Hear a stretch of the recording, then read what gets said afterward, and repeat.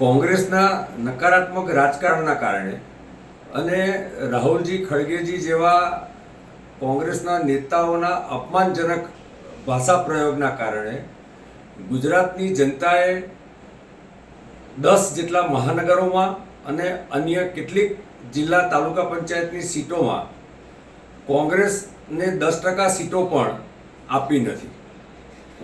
ભૂતકાળમાં લોકસભામાં 2014 અને 2019માં પણ રાહુલજીના નેતૃત્વમાં કોંગ્રેસને 10% સીટો પણ આપી નથી દેશની જનતાએ.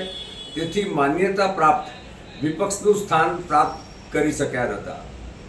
તે જ રીતે ગુજરાતમાં પણ કોંગ્રેસને ઘણી બધી જગ્યાએ માન્ય વિપક્ષને લાયક પણ ગુજરાતની પ્રજાએ ગણ્યા નથી.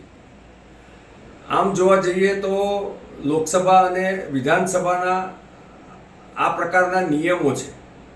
ભૂતકાળમાં રાજકોટમાં પણ ત્યાંની જનતાએ કોંગ્રેસને માન્યતા પ્રાપ્ત વિપક્ષનું સ્થાન આપ્યું ન હતું. મને લાગે છે કે ઘણી બધી જગ્યાએ કોંગ્રેસને અને આમ આદમી પાર્ટીને પણ આ પ્રકારનું સ્થાન પ્રાપ્ત નહીં થાય, કારણ કે કોંગ્રેસની પણ અને આપની પણ હજારો જગ્યાએ ડિપોઝિટો ગઈ છે અને પ્રજાએ એમને જડબેસલાક જવાબ આપી દીધો છે.